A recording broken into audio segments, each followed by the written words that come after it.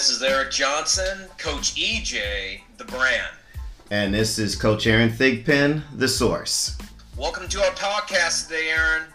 This is one of our favorite topics that comes up, and something that is near and dear to our heart because we've done both. Yeah. Group training versus private training. The debate continues. I think there's a place for both. I'll let you start off on this. You can fire the first shot. I do, because I think I like this topic because there is a place for both. And I think for athletes that are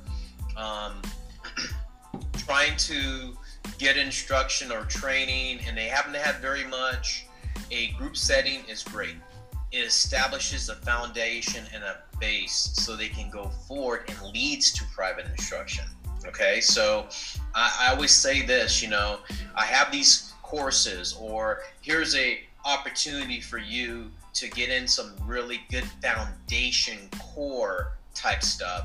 Come here first and do this. Okay, that's one side of the story.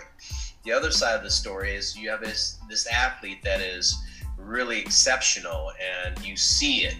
Me as an instructor, I see that, and maybe they need to be in an environment where it's more private, because I'm gonna technically work on things that they have established already to polish it up. That's when you need private instruction in that situation, to polish up something or add some more to the foundation.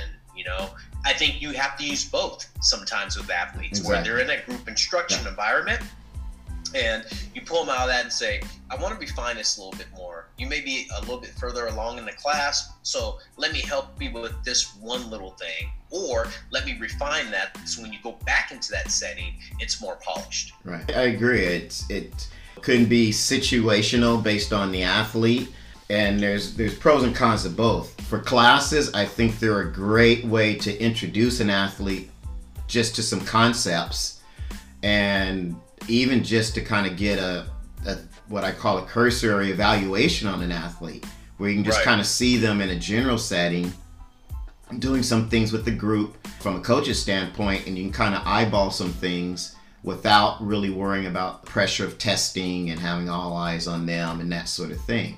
The other thing with the group setting I like is, especially for younger athletes, it can help to indoctrinate them into how to participate in a group training environment and the structure and discipline that's required, and and the camaraderie and teamwork that might happen out of something like that.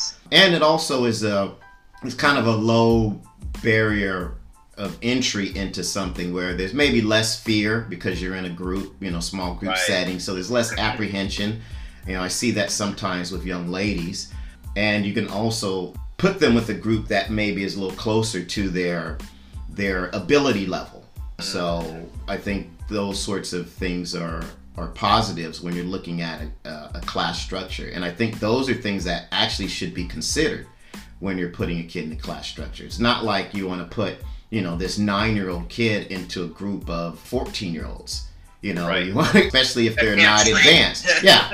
So I think those are some considerations when looking at group or class training, but I think it's a good way to start an athlete. For the private training, it's a little bit more nuanced. Usually what I tell my clients is, if you want private instruction, there usually needs to be certain things in place. It either needs to be, we're working on a specialty aspect where we're troubleshooting, an aspect, and it needs a lot more attention and refinement, or there's some kind of learning disconnect that requires less external, distractions for an athlete. So that, again, I think training is about communication. So I'm really big on what environment you have or have put together so that the communication is good and the flow of the information from the instructor to the athlete is unobstructed. So those are generally the the criteria that I use. And I again, you know, I get parents who want, well, I just think they need to be by themselves. And I listen to that, but I also listen to what the athlete needs. And you can't always train an athlete in a bubble. And they've got to be able to interact with those around them. And my thing about the group training is it's a great way for an athlete to learn through osmosis. Because if there's a group of 5 or 6 and I make a correction on this athlete's arm technique, well, it's not just information that flows to him. It now flows to the group.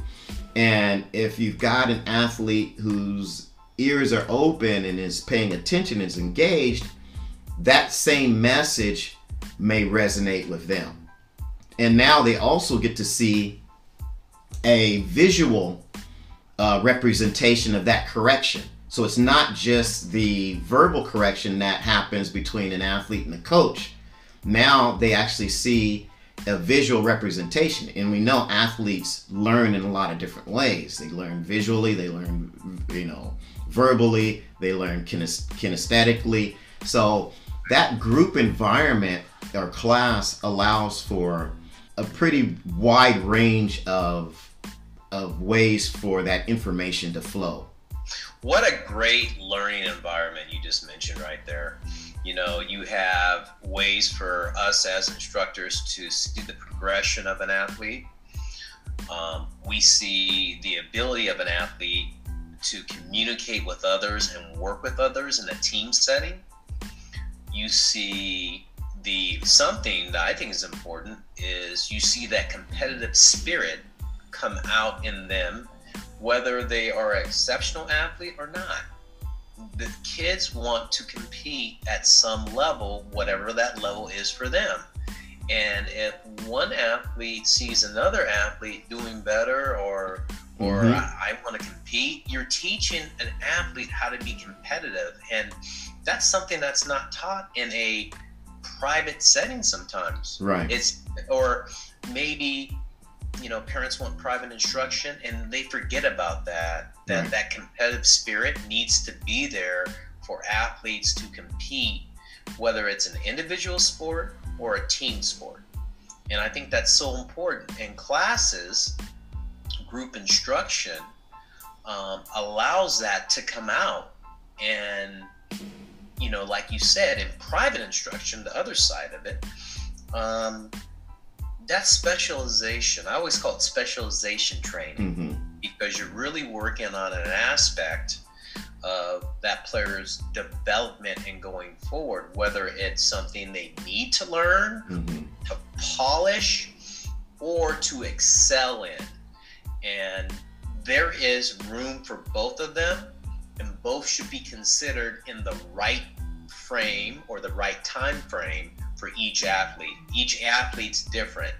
Private instruction, group instruction is different for all athletes. And I think we as instructors understand that. And we like parents and players to understand that also, because that gives them the ability to understand where they can be evaluated. And I think that's important too. And you said this earlier, in group instruction, you get a good idea of where athletes stand and where their progress is. And you can pass on that information to the parent that sees that. I think that's important too, Yeah. And again, when you're talking about that group or that class instruction, you do want to be selective. Now, sometimes I get the whole, well, who's going to be in this class? Because the parent, assumes that their athlete is more advanced. And, we have a way of operating when we do classes together. And I think parents need to understand it's not always about the age or the development, and especially when you're talking about skills-based classes, because you and I both know you're going to have a 9-year-old who's developed a high level of skill, and then you can have a 14-year-old who hasn't. And doesn't mean they should be, and just because the 14-year-old is older doesn't necessarily mean he shouldn't be with a younger athlete who happens to be more skilled. And so even within a group training or a class setting, I want parents to always understand about what is the focus of the class and what's being taught. Because if it's more of a skill-based class, it doesn't matter who's sitting next to you. Right. You know, it doesn't matter who's working out next to your kid, because it's about the curriculum and the information that's being imparted and your athlete learning that. It's not about whether he's competing against, that 9-year-old. Now, yes, if there's more physically based classes, where it's weightlifting and running and, all of those sorts of things, yeah, you then that's a concern. But if it's a skills-based class, remember, it's about getting the information and learning the skill. It's not about who's sitting next to me. I mean, it's like going to a martial arts class. I first went in, I'm a white belt, and I'm 40 years old, and there's a 13-year-old who's a black belt. What am I going to say? Well, hey, I'm not supposed to be in there just because I'm older and I'm bigger. Hey, this kid could probably kick my ass. So, right? I get it. So it's, again, you got to kind of be careful when you guys are making these considerations. And, look at the information that's on the flyer that's put out there and say, hey, what's appropriate? And if you don't know, ask the coaches, how's this class going to be conducted? Again, with us, even when we have a multi-tiered class, we always will group athletes by ability. Right.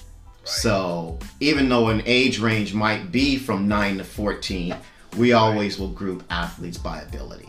So and also by doing that, Aaron, it makes the athlete feel comfortable in that setting. And that's something, that kids are uncomfortable in training. If they've never had training before, they want to be around kids that are very similar in talent or ability, because it makes them feel comfortable and they're in a good place. In this day and age, that's how athletes are, is they need to be comfortable when they're training, right, in terms of the athletes around them, and their interest level goes up. And we want their interest level to go up. We want them to be engaged in the process of training. And I agree with you wholeheartedly, is that's one thing that you and I have done for years, is the ability to look at these guys when we're doing a functional fitness test that you do. And we do it both from a sports performance side and from a technical baseball side, and mix it together. So that's always good. And I agree with what you say, to the parents, that, hey, realize that when you're having your kids in these group instruction type classes, or even in private training also. Yeah. Well, you touched on about the athlete being comfortable, and I think that's also an important aspect of the private training. The private training, I think, does foster an environment where the athlete is probably more comfortable, but it should just be a springboard into other classes also, so an athlete can kind of transition back and forth to each one. And I also think, one of the values of private coaching is that if you're trying to establish that coach-athlete connection and building some of the confidence that needs to happen between an athlete and a coach, and those sorts of things, I think is important with private coaching. But it shouldn't be the sole reason why you look for private coaching. I think, again, the other things that we mentioned before about, hey, what's the real purpose and outcome of the private coaching in terms of the specialty, aspect to it, in terms of maybe a special event preparation, in terms of going back and doing some remedial work that an athlete needs. All of those are good reasons for private coaching. So I guess, when the conversation's all said and done, they're both good. But they each have their place, and they each have their time, and one doesn't necessarily have to replace the other. Combination of the two is optimal for any athlete. But understanding what you're trying to get out of the experience, whether it's class or private, is probably what you should focus on, and then move accordingly. I like that. I like the way you put a bow on it, because the more we understand and can communicate to all the people that are out there listening to us, it's better for you to understand what training's about in terms of a private setting and a class setting. Okay, again, this is Coach EJ, Coach Eric Johnson, the brand, and Coach Aaron Thigpen, the source. Check us out on all social media, Facebook, God, I can't even remember them now. Facebook, Twitter, Instagram, Facebook Live, everything. All of that stuff. Give us your feedback. You could welcome to send us a text with some of your ideals about some of the topics you'd like to hear about. Again, we're here to give you the benefit of our experience and expertise over the 25 plus years we've both been doing this as coaches and 40 plus years as athletes. So use us. We're a resource. All right. Until next time, we'll check you out later. Have a great day. See ya.